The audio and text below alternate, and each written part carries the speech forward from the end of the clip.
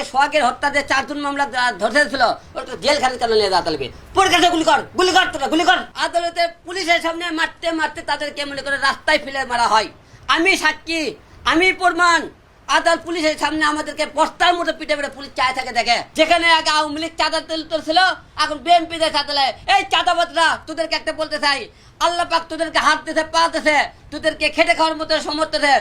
চাঁদা তোদের বাপের টাকা আমাদের কাছে রেখে দাস, তোর চাঁদা আনবে দাস, কার টাকা নিতে দাস। এই চাঁদাবাদরা যেখানে চাঁদাবাদ যাবে তাদেরকে পথ বলেন, ভালো মানুষকে না মারে। বিএনপির লোকেরা বড় বড় কথাবার্তা বলেন যে তাকে সোহাগকে মারা হলো, আপনাকে বিএনপির কর্মীরা বেড়েছে। আমরা আজীবন তাদের দায়িত্ব নিলাম।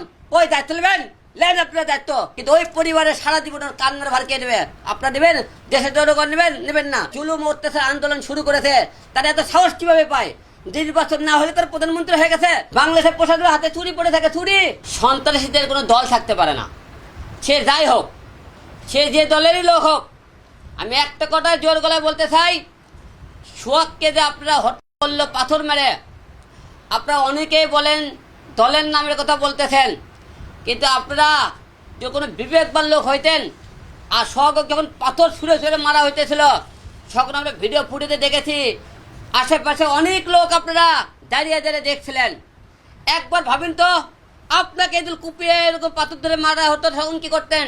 আপনারা কিভাবে পারলেন 4-5টা লোকের সন্ত্রাসীদের সামনে আপনারা একটা লোক পাথর করে মারতেছে, আপনারা দূর থেকে দেখছেন। আপনারা ওই এলাকার যারা লোকজন আছেন, আপনাদেরকে এক ধিক্কার জানাই।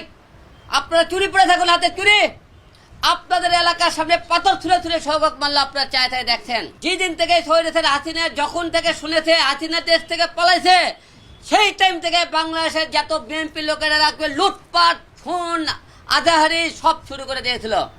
আপনারা দেখেছেন? কারণ একটা জায়গা দেখেন, যেখানে আগে আওয়ামী লীগ চাঁদা তুলছিল, এখন বিএনপি দেয় চাঁদা। এই চাঁদাবাদরা, তোদেরকে একটা বলতে চাই, আল্লাহ পাক তোদেরকে হাত দিতে পা দিতে, তোদেরকে খেটে খাওয়ার মতো সমর্থ দেয়।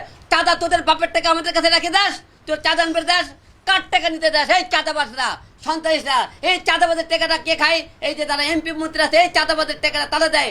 তোদের টাকা চাঁদাবাদের টাকা দেয় এমপি মন্ত্রীরা তাদের বউ বাচ্চা পারে বাইরে দেশে তাদের আমোদ ফুর্তি করে। এই চাঁদাবাজ লোকরা আপনি ধরে আগে কি করতে হবে? পাথর মারতে হবে, পাথর। যেখানে চাঁদাবাদ যাবে তাদেরকে পাথর মারেন, ভালো মানুষকে না মারে। বাংলাদেশে প্রতিটা হত্যার বিচার চান, মৃত্যুর বিচার চান এবং সন্ত্রাসী দমন করতে চান। যখনই দেখবেন আপনারা একজন মানুষকে মেরে ফেলেছে, পরিষ্কার সব ভিডিও ফুটেজ আছে, এই জায়গায় তার সাক্ষী প্রমাণের দরকারই পড়ে না। তাদেরকে যদি 24 ঘন্টার মধ্যে আপনারা ফাঁসি কার্যকর করতে পারেন, তাহলে দেশের হত্যা বন্ধ হবে, সন্ত্রাস বন্ধ হবে। কারণ যখনই দেখবেন মানুষকে মেরেছে, 24 ঘন্টার মধ্যে আপনি বিচার করতে হবে। না হলে আওয়ামী লীগের লোক বাড়ছে, আওয়ামী লীগ চলে যাওয়ার পর আবার আওয়ামী লীগ ক্ষমতা আসবে, তারা বেড়ে যাবে।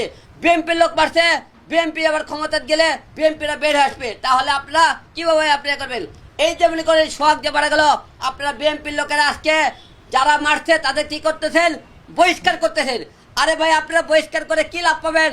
কিন্তু বহিষ্কার করে ওই পরিবার তার বাবা ফিরে পাবে, ওই পরিবার তার স্বামী ফিরে পাবে, ওই পরিবারকে আপনি দায়িত্ব দিয়েছেন, আজীবনের জন্য দায়িত্ব নেন। বিএনপির লোকেরা বড় বড় কথাবার্তা বলেন যে তাকে সোহাগকে মারা হলো, আপনাকে বিএনপির কর্মীরা বেড়েছে। আমরা আজীবন তাদের দায়িত্ব নিলাম। ওই দায়িত্ব নেবেন, লেন আপনার দায়িত্ব। আপনারা কি দেখাবেন? আমরা ওই পরিবারের পাশে আসি। পাশে আপনি 1 লাখ, 5 লাখ, 10 লাখ টাকা দিয়ে আপনি কয়দিন থাকবেন? কিন্তু ওই পরিবারের সারা জীবনের কান্নার ভার কে নেবে? আপনারা নেবেন? দেশের জনগণ নেবেন না?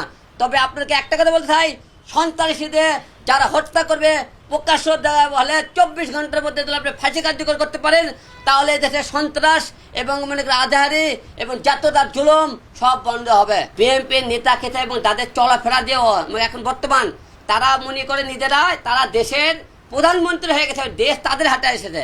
তা না হলে তাদের এত সাহস কিভাবে হয় যে 5 তারিখের পরে থেকে তারা যে হারে জুলুম অত্যাচার আন্দোলন শুরু করেছে, তারা এত সাহস কিভাবে পায়? নির্বাচন না হলে তার প্রধানমন্ত্রী হয়ে গেছে। আপনারা দেখেন কোন দেশে কোন জায়গাতে আপনি দেখেন এত মনে করেন নির্বাচনের আগে তাদের দল ক্ষমতার নিয়ে তারা এত মনে করে লাফালাফি করতেছে। তাদের এত দল লেখেন কেন বলে লাফালাফি, দেশ লেখেন লাফালাফি, সন্ত্রাসীদেরকে তো এদের মনে করেন লেলিয়ে দিয়েছে। এরা দেশ রক্ষা না করে দেশ ধ্বংস করতেছে। এরা প্রশাসনের হাতে চুরি দিয়ে আছে, প্রশাসনের হাতে চুরি দিয়ে আছে। বাংলাদেশের প্রশাসনের হাতে চুরি পড়ে থাকে, চুরি।